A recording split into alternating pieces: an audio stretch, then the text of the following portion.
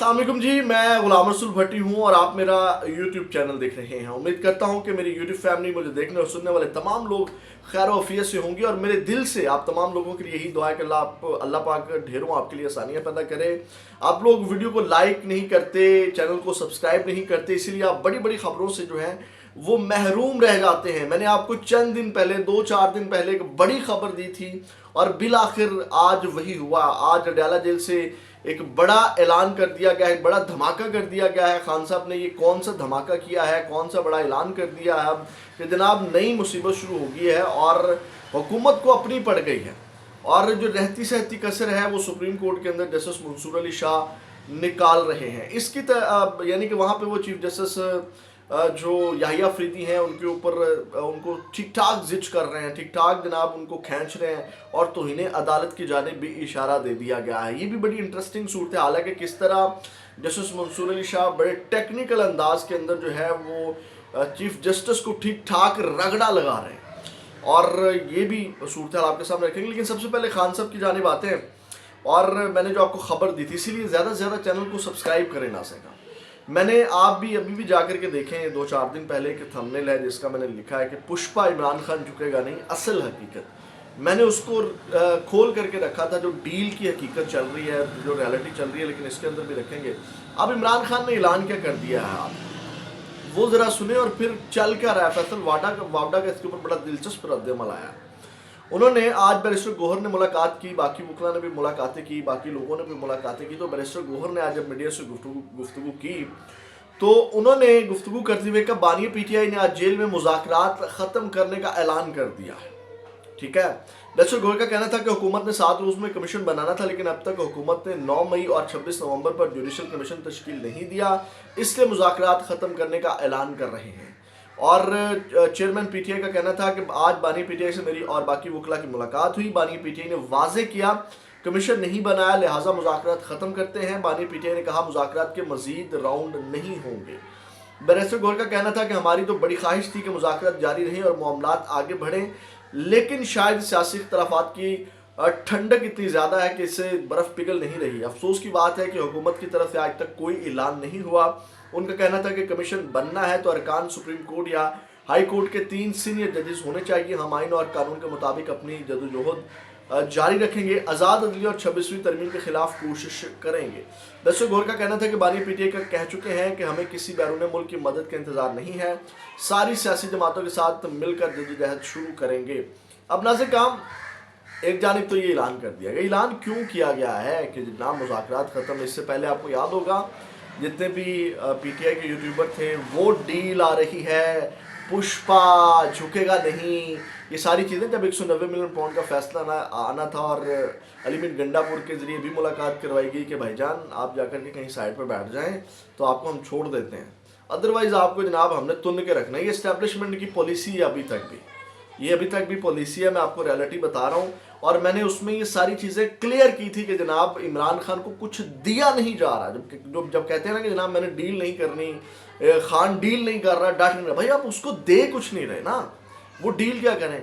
अभी भी इमरान खान को कुछ नहीं दिया गया तो बिलाखिर उन्होंने कहा जनाब कि आप देखें ना पसे पर्दा कुछ चीज़ें चल रही हों, इस्टेब्लिशमेंट ने कोई यकीन दहानियाँ करवाई हों, तो जारी बात है इस्टेब्लिशमेंट ने, आर्मी चीफ ने या डीजीआई इस पे आने आके तो ऐलान नहीं करना कि जनाब हमारे इमरान खान के साथ मुज़ाकरात तय पा गए। वो तो हुकूमत के ज़रिए ही जो है वो फ्रंट पे तो हुकूमती नुमाइंदों ने रहना है जिन्होंने ये सारे मामलात और आवाम के हाथों में धूल झोंकनी है। तो ये सारा मामला था। खान को अभी दिया कुछ नहीं जा रहा भाई, और अभी तक ये सारे जो है वो मामलात चल रहे हैं। तो ये सारी हकीकत, इसी वजह से ऐलान भी कर दिया गया जनाब कोई मुज़ाकरात नहीं। अब डेफिनेटली इसके बाद जो है वो एहतजाज शुरू होगा, किसी न किसी तरह के जो प्रोटेस्ट हैं वो शुरू होंगे। असम्बलीज़ के अंदर जो है वो ऑलरेडी इनके एमएनएज़ एहतजाज कर रहे हैं, वहाँ इजलास नहीं चलने दिए जा रहे, ये भी सारी चीज़ें हैं। अब इसके ऊपर जो है वो आज फिर गुफ्तगू की, कुछ सहाफ़ियों ने, अलीमा खान भी बाहर आई, उन्होंने भी ये बात की कि इमरान खान ने मलिक रियाज से तमाम जजेस, जर्नैल, सहाफ़ियों समेत तमाम राज अफशा करने का मुतालबा कर दिया है। मलिक रियाज मुल्क की खातिर नाम बताएं कि किस किस ने आपसे पैसे खाए। ये शुएब शहीन ने भी यही कहा है कि इमरान खान ने ये पैगाम दिया मलिक रियाज को, और अलीमा खान ने भी यही पैगाम दिया है। اچھا، اب اس کے اوپر یہ جو مذاکرات ختم کرنے کی بات کی گئی ہے، تو اس کے اوپر فیصل وابڈا کا رد عمل بڑا انٹرسٹنگ ہے، ذرا سننے والا ہے، اور ان کی اکثر پیشن گوئیاں آپ کو بتائیے کن کا کس حلقے سے تعلق رکھتا ہے، تو ان کی اکثر پیشن گوئیاں بھی سچ ثابت ہوتی ہیں۔ وہ کہتے ہیں نہیں، میں نے قوم کو پہلے ہی بتا دیا تھا کہ پی ٹی آئی اور حکومت کے مذاکرات ختم ہو جائیں گے، اور یہ مذاق تھا، حکومت اور پی ٹی آئی کا ہدف ایک تھا کہ بانی پی ٹی آئی جیل میں رہیں، ٹھیک ہے۔ یہ اب آپ نے بڑے غور سے سننی ہے باتیں فیصل وابڈا کی، اور یہ ریالٹی بیس وہ بات کر رہا ہے، حقیقت یہی ہے جو چل رہا ہے۔ وہ کہتے ہیں کہ حکومت اور پی ٹی آئی کا ہدف ایک تھا کہ بانی پی ٹی آئی جیل میں رہے، نون لیگ کی حکومت کی ضمانتی پی ٹی آئی ہے، ٹھیک ہے۔ میں آپ کو پہلے بھی بتایا تھا کہ ٹرمپ کارڈ کی ہوا نکلنے کے اندازے کے ساتھ P T I play cards کے ڈرامے کے ساتھ پھرتی رہے گی اور حکومت چلتی رہے گی، یعنی کہ جس طرح اسمبلی کے اندر وہ ڈرامے کر رہے ہیں، احتجاج کر رہے ہیں، ساری چیزیں۔ پھر انہوں نے کہا پی ٹی آئی کا کوئی ایک چہرہ بتائیں جو آج اقتدار کے مزے لے رہے ہیں اور ان میں سے کسی نے بھاری جیل برداشت کی ہو۔ یہ سب ایک سمجھوتے کے تحت ہو رہا ہے۔ آپ اندازہ لگائیں جتنے بھی بڑے پروٹیسٹ ہوئے ہیں وہاں کہاں کون ایم این ایس تھے، کوئی بھی نہیں تھا۔ آج بھی بیرسٹر گوہر نے یہ جو بات کی ہے مذاکرات ختم کر رہے ہیں اور ڈیفینیٹلی کچھ ان کے پلے نہیں پڑا، تو بیرسٹر گوہر بڑے ریلیکس تھے، ان کی باڈی لینگویج، انہوں نے بڑے ریلیکس ہو کے یہ بات کی، جیسے جناب کوئی مسئلہ ہی نہیں ہے، مطلب خان صاحب 200 سال اندر رہیں تو مسئلہ کوئی نہیں ہے۔ پھر انہوں نے کہا کہ نہ دھوکہ ہوگا نہ مرنا ہوگا نہ احتجاج ہوگا، آخر میں پی ٹی آئی کے یہ لوگ مل کے نام بدنام کرنے کے لیے بیرون ملک کچھ خط لکھ دیں گے تاکہ کھانا پوری ہو جائے، یعنی کہ عمران خان کو راضی کرنے کے لیے کچھ حد تک جائیں گے، یعنی کہ عمران خان صاحب کی کچھ باتیں مانیں گے لیکن اس کا کوئی فائدہ نہیں ہوگا، کیونکہ ابھی تک پریکٹیکل تو فیصل وابڈا کی ہی ذریعے جو چیزیں ہیں سامنے آ رہی ہیں۔ پھر صحافی نے ایک سوال کیا فیصل وابڈا سے، تو انہوں نے کہا عمران خان کو کئی مہینوں تک جیل میں دیکھ رہا ہوں، اور انہوں نے کہا کہ جلدی آتا نہیں میں دیکھ رہا عمران خان کو باہر، اور یہ ریالٹی بھی ہے۔ ہمارے ایک شو میں ایک اسٹرالوجر تھی سمرانا شاہ، ان سے بھی میں نے سوال کیا تو انہوں نے کہا 2025 میں مجھے خان صاحب باہر آتے ہوئے نظر نہیں آتے۔ یہ چیزیں ہیں، اور اب آپ دیکھ بھی سکتے ہیں کہ ابھی کوئی گراؤنڈ سیٹ نہیں ہوا، مطلب ایک ہی امید تھی اور وہ ڈونلڈ ٹرمپ ہے اور جناب یہ ساری چیزیں، لیکن اسٹیبلشمنٹ اور کی جانب سے کوئی ان کو جو ہے وہ ابھی تک نہیں کچھ چیز دیکھی۔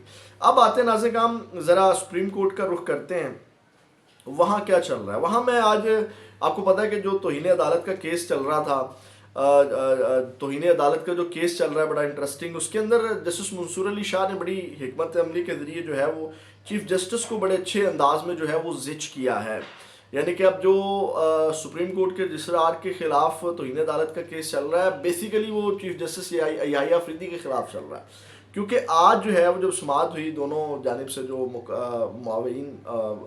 جو معاون مقرر کیے گئے ہیں وکلا، انہوں نے ایک دلائل دیے اس کے اوپر، تو اس کیس کا فیصلہ محفوظ کر لیا گیا۔ لیکن جسٹس منصور علی شاہ نے کہا دوران سماعت ہمارے سامنے بنیادی سوال یہ کہ جوڈیشل آرڈر کی موجودگی میں ججز کمیٹی کیس واپس لے سکتی تھی، کیا جوڈیشل آرڈر انتظامی آرڈر سے تبدیل نہیں کیا جا سکتا؟